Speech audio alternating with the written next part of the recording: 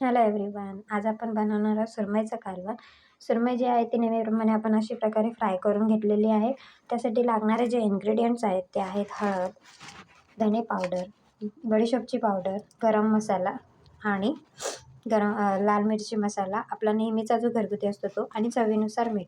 त्यासोबत हे जे वाटण आहे ते मी बनवून घेतलेलं आहे. वाटणामध्ये मी जे आहे टाकलेलं आहे आपला कांदा आहे, खोबरं आहे, लसूण आहे, हिरवी मिरची आहे, आलं लसणाची पेस्ट आहे, त्यासोबत थोडीशी कोथिंबीरही टाकलेली आहे. आणि हे सगळं जे आहे ते मी पहिले भाजून घेतलेलं आहे आणि नंतर हा मसाला मी वाटून घेतलेला आहे. आणि त्यानंतर आपण गार्निशिंगसाठी टाकणार आहोत कोथिंबीर. आता सध्या मी कढईमध्ये टाकून घेतलेलं आहे 2 मोठे चमचे भरून तेल. तेल आपलं आता गरम झालेलं आहे. तर आपण आता सुरुवात करूया सुरमईचं कालवण बनवायला.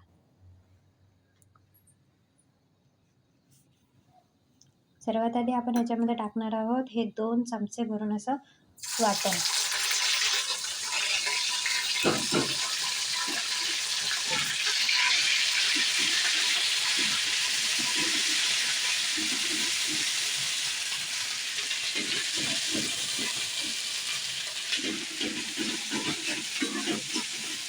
वाटण अशा पद्धतीने चांगलं असं परतवून घ्यायचं आपण तव्यावर कढईमध्ये.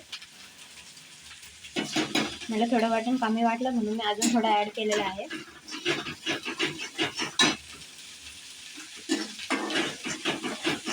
या कालवणामध्ये मी टोमॅटोची प्युरी नाही टाकत, कारण जी मच्छी जी आहे ती आंबट होण्यास थोडंसं कारण होऊ शकतं त्याच्यामुळे. आणि माझे जे हजबंड आहेत त्यांना आंबट आवडत नाही, त्याच्यामुळे आम्ही आंबट खात नाही.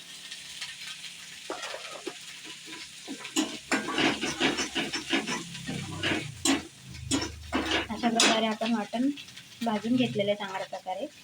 आपण ह्याला जास्त फ्राय नाही करत आहे, कारण ऑलरेडी हे सगळे जे इन्ग्रेडियंट्स आहे याच्यामध्ये टाकलेले ते आपण ऑलरेडी फ्राय करून घेतलेले आहे. त्याच्यामुळे एवढा हा भाजलेला मसाला इनफ आहे. आता बाकीचे जे आपण इन्ग्रेडियंट्स बघितले होते जसे की हळद, मिरची, धने पावडर, बडीशेपची पावडर, गरम मसाला, आपण हे सगळं आता याच्यात टाकणार आहोत फोडणीमध्ये. ठीक आहे.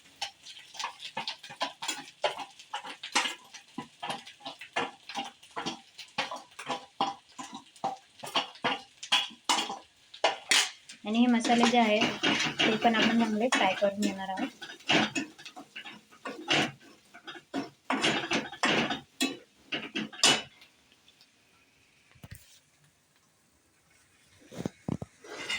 आता तुम्ही बघू शकता मी ह्याच्यामध्ये ही जी फ्राय केलेली मच्छी आहे ते मी एक एक करत याच्यात सोडणार आहे. ठीक आहे.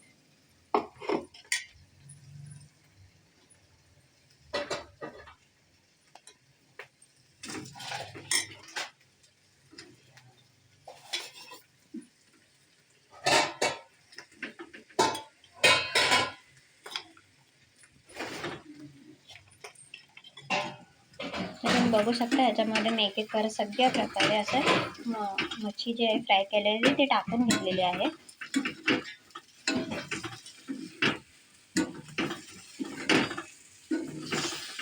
ओके.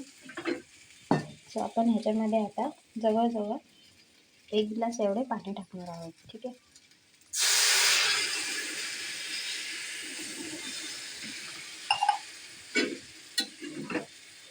कारण आपल्याला जे आहे मच्छीचं कालवण बनवायचं आहे, त्याच्यामुळे ह्याला रस्सा हा कंपल्सरी आहे. आणि हे कालवण जे आहे ते फक्त त्याला एकच उकळ आणायचं आहे, कारण ऑलरेडी मच्छी आपली जी आहे ती शिजलेली आहे. फक्त आपल्याला कालवणाला उकळ आणायचं आहे. आपल्याला जर वाटते की मच्छीमध्ये थोडं पाणी कमी तर आपण ॲड करू शकतो.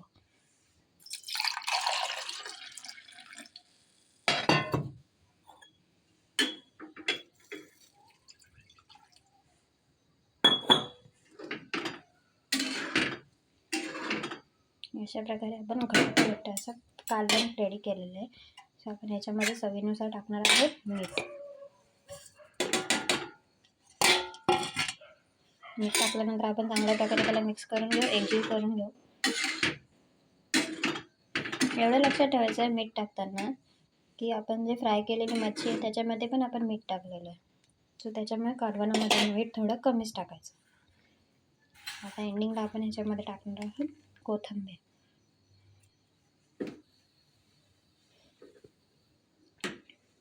आता याला एक उकळ आली की भाजी रेडी. Thanks for watching.